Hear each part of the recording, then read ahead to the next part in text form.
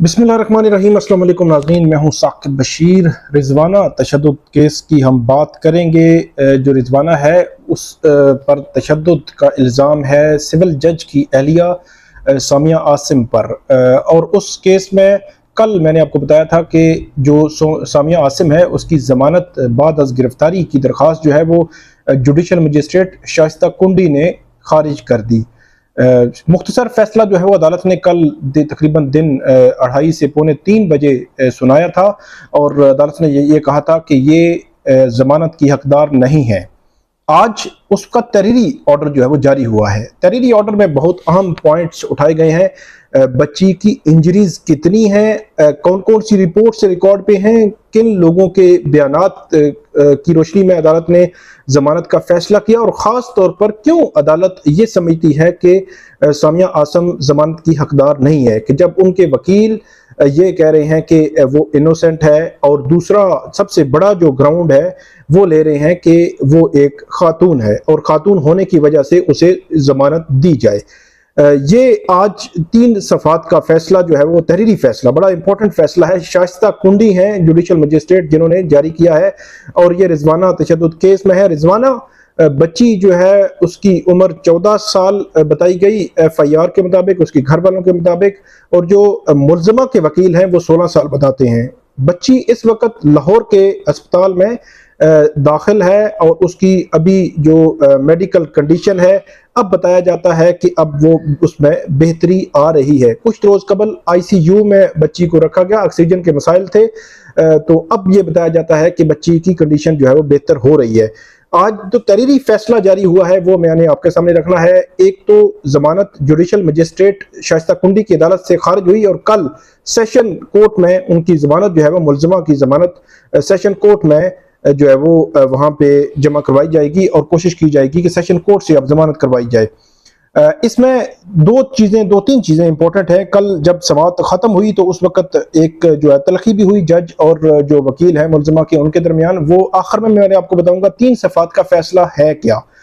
मुल्ज़मा के जो वकील हैं काजी दस्तगीर, उनके आर्गूमेंट्स को भी रिप्रोड्यूस अदालत ने किया है कि उन्होंने ये मौक़िफ़ इख्तियार किया है कि जो मुल्ज़मा है वो इनोसेंट है, उसने बच्ची पर तशद्दुद नहीं किया और बच्ची पर तशद्दुद के कोई सबूत नहीं है।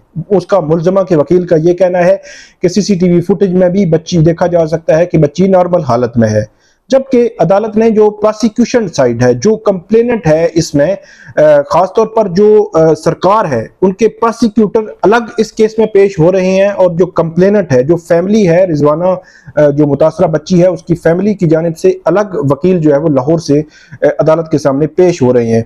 तो अदालत ने यह लिखा है कि वो जो कंप्लेनेंट के वकील हैं, प्रोसिक्यूटर हैं, उन्होंने अदालत को एक तो जो उसकी मेडिको लीगल रिपोर्ट है वो MLC जो है वो अदालत के सामने पेश की और उसमें उन्होंने ये कहा कि बच्ची को 17 किस्म की इंजरीज हैं और उसके अलावा उन्होंने बताया कि बच्ची इससे पहले इन इंजरीज की वजह से जो है वो ICU में थी, उसकी कंडीशन ठीक नहीं थी और उसको जो इंतहाई निगहदाश्त वार्ड जो है उसमें रखा गया था और उसमें एक पूरा मेडिकल बोर्ड भी बनाया गया था लाहौर में। और उसके बाद बच्ची का उन्होंने बताया कि इस वक्त बच्ची की कंडीशन जो है वो अभी भी वो एडमिट है लाहौर के अस्पताल में, लेकिन ये है कि बच्ची की कंडीशन पहले से बेहतर है। लेकिन जो प्रोसिक्यूटर ने जो केस पेश किया वो इंजरीज का है कि 17 किस्म की इंजरीज, और वो डायरेक्टली अदालत ने रिप्रोड्यूस किया है अपने जो दूसरा सफ़ा है, शाइस्ता करीम कुंडी ने अपनी अदालत लिखा है ऑर्डर में कि ये तमाम इंजरीज मुल्ज़मा की जानिब से की गई और तशद्दुद की वजह से ये सामने आई हैं। तो उन्होंने फिर ये केस अदालत के सामने रखा कि इस वजह से मुल्ज़मा की जमानत खारिज की जाए। इसके अलावा एक जो इम्पोर्टेंट पॉइंट ये था कि जो मुल्ज़मा है, क्योंकि खातून है, खातून होने की वजह से मुख्तलिफ जो अदालती फोरम्स हैं वहाँ से खातून होने की वजह से जमानतें मिलती रही हैं और इसको भी जमानत दी जाए। अदालत ने जो शाइस्ता कुंडी हैं उनकी जानिब से सबसे पहले तो ये पॉइंट डिस्कस किया गया कि अदालत ने कहा कि ये एडमिटेड फैक्ट है कि 6 माह से बच्ची जो है वो सिविल जज के घर में मुलाजमत थी। दूसरा पॉइंट अदालत ने यह लिखा कि जो सिविल जज की अहलिया हैं, उसके जो वकील हैं, वो ये कहते हैं कि बच्ची को उन्होंने एजुकेशन पर्पस की वजह से रखा गया था। अच्छा, उसमें एडमिटेड ये भी है कि 10,000 रुपए रोजाना की मंथली जो है वो बच्ची के वालिदैन को डोनेशन की मद में जो मुलजमा के वकील है वो ये कहते हैं कि हम देते रहे हैं। इसके अलावा तीसरा पॉइंट ये अदालत ने लिखा है अपने जो फैसले में कि जो बच्ची है उसको एजुकेशन पर्पस की वजह से रखा गया था। तो अदालत ये कहती है कि इन तमाम चीजों के जब सबूत उनसे मांगे गए, खास तौर पर जो 10,000 रुपए उनकी डोनेशन की मद में उनके वालिदैन को देते रहे हैं, तो उसका सबूत जो मुलजमा के वकील हैं उन्होंने पेश नहीं किया। इसके अलावा अदालत की जानिब से यह कहा गया कि जो अदालत के सामने रिकॉर्ड पेश किया गया, सीसीटीवी फुटेज अदालत के सामने जो हिस्सा पुलिस ने पेश किया, और दूसरी जानिब जो इसमें बयानात हैं, बयानात मैंने आपको कल भी वीडियो में बताया था कि एक बस का जो ड्राइवर है, जिस बस पे 23 जुलाई को ये बच्ची सरगोदा में गई थी, तो उस बच्ची को, क्योंकि उस सीसीटीवी फुटेज में देखा जा सकता है कि बच्ची को एक बंदा जो है वो उठा के उसमें डाल रहा है। ये फैक्ट भी अदालत ने अपने ऑर्डर का हिस्सा बनाया है कि बच्ची जो है वो चल नहीं सकती थी और उसको एक शख्स जो है वो उठाकर गाड़ी में डाल रहा है। इसके अलावा जो बस का ड्राइवर है और ट्यूटर जो है, उनके बयानात भी अदालत कहती है कि रिकॉर्ड पे हैं, और इसके अलावा उसकी इंजरीज की मेडिकल रिपोर्ट भी अदालत के सामने पेश की गई। और बच्ची की कंडीशन इस वक्त भी ऐसी है कि बच्ची लाहौर के अस्पताल में एडमिट है, दाखिल है, उस पर उसकी जो देखभाल अभी भी अस्पताल में हो रही है। तो अदालत ने इन तमाम फैक्ट्स को रिप्रोड्यूस किया है और उसके बाद ये फैसला दिया है कि जो सोमिया आसिम है इस केस में अब जमानत बाद अज गिरफ्तारी की हकदार नहीं है, इसलिए उसको जमानत नहीं दी जा सकती। और अदालत ने खास तौर पर जो खातून होने का फैक्ट था उसको भी एंटरटेन नहीं किया। हो सकता है कि आगे चलकर शायद सेशन कोर्ट में भी ये एंटरटेन ना हो, हाई कोर्ट में जाकर शायद ये जो है वो मामला खातून होने की वजह से एंटरटेन हो जाए।